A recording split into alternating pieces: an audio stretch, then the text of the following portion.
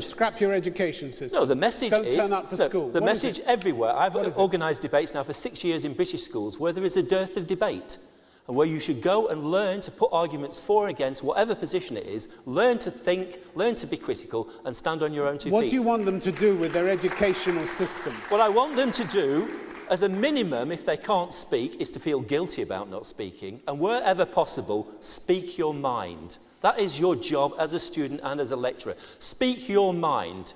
Nagla Rizk. I want to answer the young man who spoke about the Egyptian bloggers. They are not a product of freedom of speech. They are a product of education. They are challenging restrictions on freedom of speech.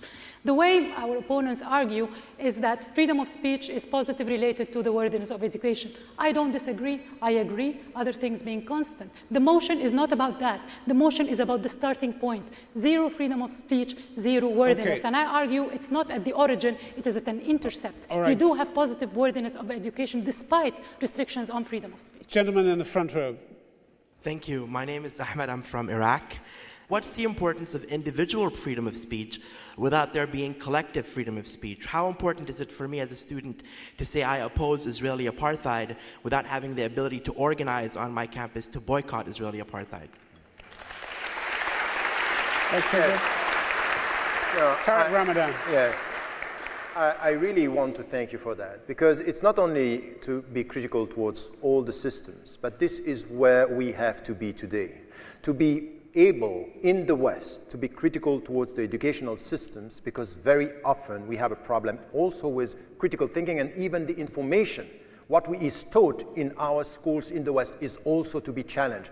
And it's not only a question of students, it's a question of students and teachers and professors, all should be involved. It's a social discussion that we need. And the second point, which is important, is with the educational system, we need to talk about what is happening in all our societies. The great danger in our society today, the greatest danger in our society is really populism. And populism is exactly the opposite of what we are talking about now. It's a lack of critical thinking. And education promoting populism and not critical thinking is a danger. Okay. So I would say that really education leading us towards this in the West or in the Middle East or everywhere is something that we have to oppose and to resist. Kevin Watkins, you want to come in here? You've been scribbling furiously.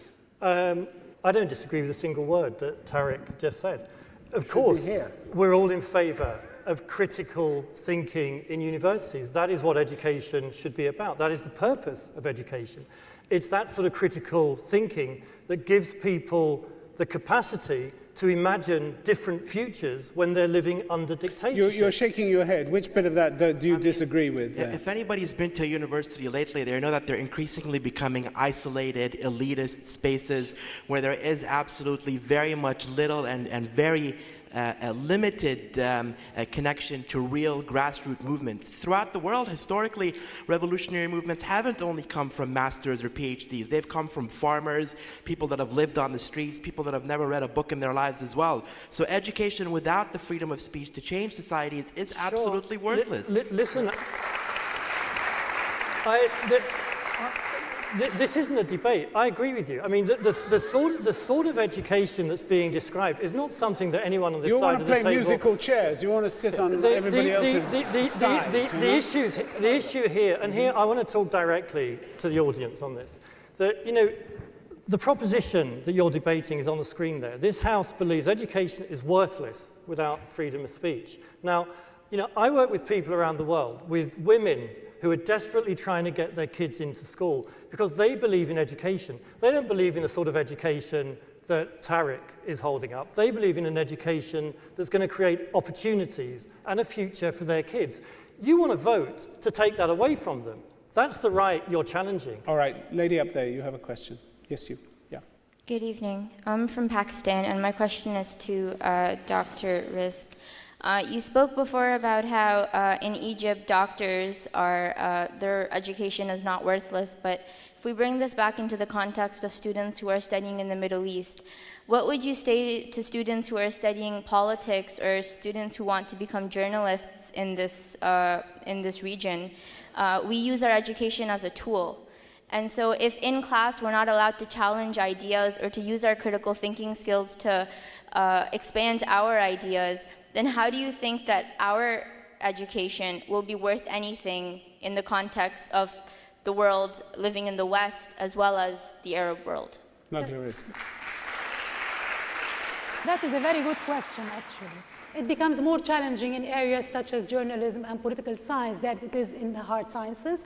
But I'll tell you, you are studying journalism or political science. Are you restricting your learning process to your books and your teachers? Are you not exposed to the internet? Are you not able to voice your opinion using the technologies that are democratizing everywhere?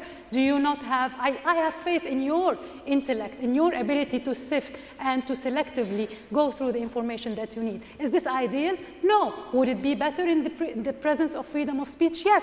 Is it worthless? No. I mean, you're entirely right. I mean, the opposition are just basically punning on the word education. They're taking education to mean education with critical thinking and then just saying that that's what will happen if in the best possible world. The difficulty is where you don't live in the best possible world. And the previous speaker made the point about social freedom, but don't dodge the responsibility. In the absence of social movements, the only way of getting to those situations, if you as an individual speak up. All right, gentleman in the front row. Mohammed Abdul Malik from Qatar. Who defines the matrix of freedom of speech? Once upon a time, there was a mosque who told us to do this and that. Another time, another era, there was a church. Now the freedom of speech, who defines it? Who defines this matrix? Who says what's right, what's wrong? Who sets the guideline? I think it's a good question. It's not our question here, but it's a good question. At the end of the day, we have to go for something which is in our society to be free to question. And from an Islamic perspective, because very often what I got from people talking about Islamic majority countries that in Islam we don't go as far as this. It's wrong. In Islam, according to the Islamic tradition, even when you go to a mufti, when we go to a alim, you question, where do you come from with this answer? So you have to come with this. Freedom of speech is one of the objectives. So if you miss the objectives, you have to ask yourself, what are you doing with the means? I totally agree with you on this side. However, on the other side of the table, they're talking about something even more noble. If you are serving 1 billion people, they are serving the other 5 billion people or the 6 billion people on the planet. When she says a piece of paper will feed someone, if I give this piece of paper to someone in the street, he can make use of it. However, if I go to him and tell him freedom of speech, they did not reach that in Congo. They did not reach that in some areas of the world. We are still in step 1. So why aim for step 100? We keep it over there. We keep step 100 where it is and aim for it. I'm sorry. This is why we are not changing anything in many of the Middle East countries. You know why? Because they say it's a first step. We don't have an objective. We don't want to change the society. Let's give the basic knowledge for the people to be quiet. To be quiet means to get the salary and not to come with critical thinking. So this is the point. Sorry, we are sitting here in Qatar and we are talking about freedom of speech. If you were in Africa, if you were a parent of children who are dying of AIDS, if you have children you cannot feed and somebody talks to you about freedom of speech, you will either laugh or be offended. This is a reality. This is not an ideal world. Yes, freedom of speech is wonderful and we debate it, but I'm not defending governments who use that argument. I am talking from the real world, a world of mothers and children who are dying of hunger and of disease. You cannot advocate freedom of speech, worthy as it is. It's a different argument. I'm sorry, you are talking to me as if I was a father of a kid and I want him to go to school. Of course I'm going to this, but we are not talking about this now. We are talking about evaluating education in a society.